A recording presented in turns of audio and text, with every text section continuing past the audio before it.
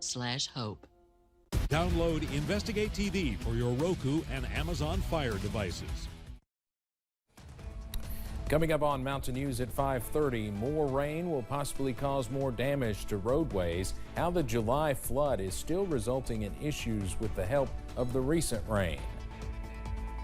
And Kyla Spring is talking about an incident on the University of Kentucky's campus that went viral. What she had to say to a national audience. Plus, it's been nice not seeing rain falling from the sky, but those changes are on the way tonight. Breakdown on the way as Mountain News at 5:30 starts now. Dedicated to Southern and Eastern Kentucky, this is WYMT Mountain News at 5:30. Good evening, I'm Steve Hensley. Rain this morning caused headaches for drivers in our region. The Mount Vernon Fire Department reported multiple crashes on I-75 in Rockcastle County due to slick roads. WYMT's Dakota Makers reports on what drivers should look out for as more rain moves in later tonight.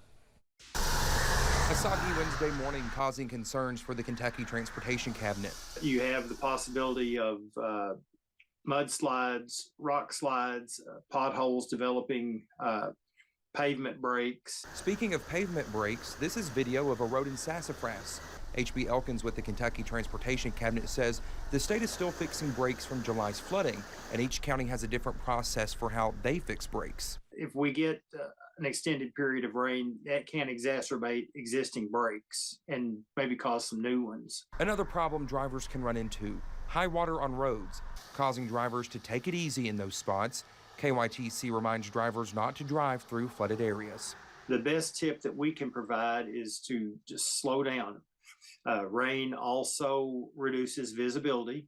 So especially if you have an older vehicle that doesn't have the daytime running lights, turn your lights on. And if you are familiar with a road, just take it easy. Water on the road changes how fast you can stop. Don't make any sudden movements, no sudden acceleration, no sudden braking. Give yourself plenty of time on the road. Dakota Makris, WYMT Mountain News. If you run across a pothole, you can report that on the Transportation Cabinet's website. If you happen upon an emergency like a rock slide, you're asked to call your local Transportation Cabinet office to get that cleaned up.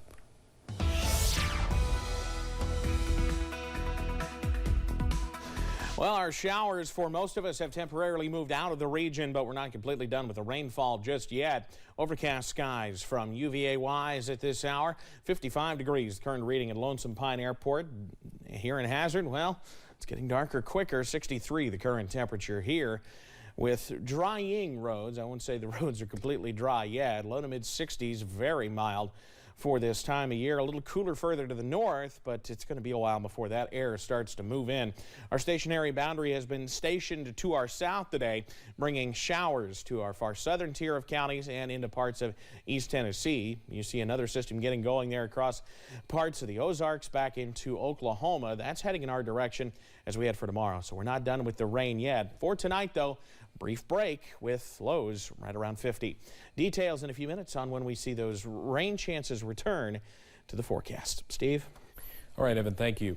The victim of a racist attack at the University of Kentucky last month that went viral on TikTok is speaking to CBS News. First-year student Kyla Spring and her mother appeared on CBS Mornings where they discussed the incident.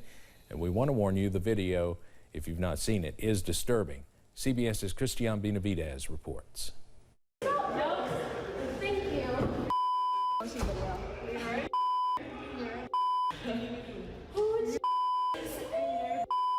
University of Kentucky freshman Kyla Spring was working overnight at a dormitory front desk when senior Sophia Rosing entered the building without ID. She appeared to be drunk. Spring says she asked if Rosing was okay. Then she says Rosing began hurling racist slurs and kicking, punching and biting. The freshman explained on CBS Mornings what was going through her mind at the time. I really just wanted to make sure I acted appropriately so that I could keep my job. Rosing faces multiple charges, including assault and public intoxication. She's pleaded not guilty. It was a little bit of an eye-opening moment for me to wake up and really realize what's happening in our country, to young children of color to people of color. The university suspended Rosing, then permanently banned her from campus. The school president says in part, this behavior was disgusting and devastating to our community. Spring's mother says she has an answer for anyone wondering why her daughter did not fight back. Love is an appropriate way to fight back. Respect, honor, and grace is also fighting back. Rosing's attorney told CBS News his client will not comment at this time and is currently enrolled in treatment. He says Rosing will apologize at the appropriate time. Cristian Benavides, CBS News. Kyla says she thinks this situation presents an opportunity for not only Rosing to grow and educate herself, but for other people who might have acted similarly or think similarly to her to do so as well. Second, Gentleman Doug Emhoff held a roundtable at the White House to discuss the rise of anti-Semitism. Emhoff, the first Jewish person in his position, detailed his own personal and family history with Judaism and said it's up to all of us to condemn these vile acts. There's an epidemic of hate facing our country. We're seeing a rapid rise in anti-Semitic rhetoric and acts. Let me be clear. Words matter. People are no longer saying the quiet parts out loud. They are literally screaming them. Anti-Semitism, as we know, has been around for centuries. It's based on tropes, misinformation, and falsehoods that we are all too familiar with. But right now, it's right in our face. Although planning for the roundtable has been underway for weeks, the discussion comes amid a series of anti-Semitic comments from rapper Kanye West and news that former President Trump recently hosted West along with Holocaust denier Nick Fuentes for dinner at Mar-a-Lago. Brian Sicknick's family refused to shake hands with Senate Minority Leader Mitch McConnell and House GOP Leader Kevin McCarthy yesterday. Sicknick, a fallen U.S. Capitol officer, was among those honored with a Congressional Gold Medal ceremony for their defense of the Capitol during the January 6th siege. Sicknick suffered seizures after the riot and died one day later of natural causes. His mother, Gladys Sicknick, says McConnell and McCarthy deserve the snub and says she's surprised it has garnered this much attention. We were talking about saying something, and then we said, no, I think the best way is just to ignore them. And we had no idea it was going to blow up like this. We really didn't. And I'm glad it did, because I think it made them think about what they do. Senator McConnell was asked about the snub and responded saying, quote, "Today we gave the gold medal to the heroes of January 6th. We admire and respect them. They laid their lives on the line, and that's why we gave a gold medal today to the heroes of January 6th. A Kentucky congressman wants Twitter employees to testify before Congress.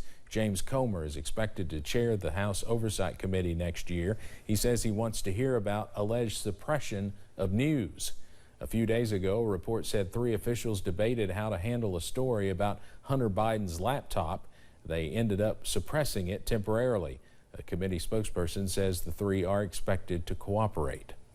A case about making rules for elections is before the U.S. Supreme Court today, with some fearing how the decision might impact American democracy.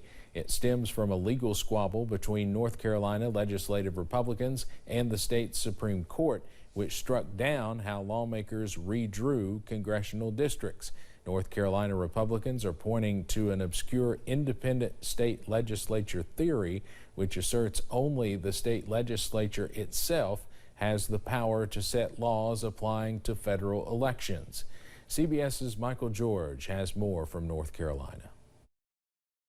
Counsel for a group backing the North Carolina State Supreme Court warned justices on the High Court Wednesday that the implications of the election case before them could be drastic.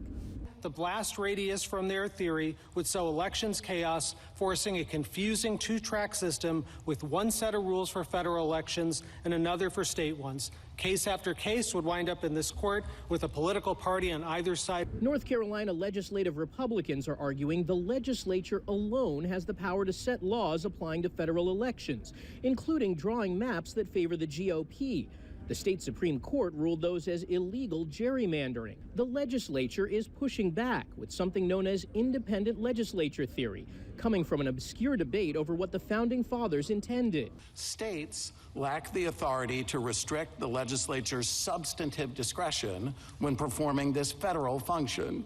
As Alexander Hamilton wrote in Federalist 78, the scope of legislative authority is governed by the commission under which it is exercised. Here, that commission is contained in the United States Constitution. Justice Kagan raised the concern of state legislatures meddling in election results. I think what might strike a person is that this is a proposal that gets rid of the normal checks and balances on the way big governmental decisions are made in this country. Some of the court's conservative justices seemed sympathetic to the petitioners. This is a federal election, and it's similar to the problem we had with the presidential election in Bush v. Gore. Justice Clarence Thomas, the only current associate on the panel in 2000, then joined an opinion siding with the state legislature over the state court to stop the Florida recount and award George W. Bush the presidency. Michael George, CBS News, Charlotte, North Carolina. Coming up on Mountain News at 5:30, online shoppers waiting for packages are all too aware of porch pirates. Tips to avoid getting your purchases pinched during the holiday shopping season. And yet more shower activity on the way into the region for tomorrow and Friday. Latest breakdown on the way after this. WYMT News app offers alerts on breaking stories as they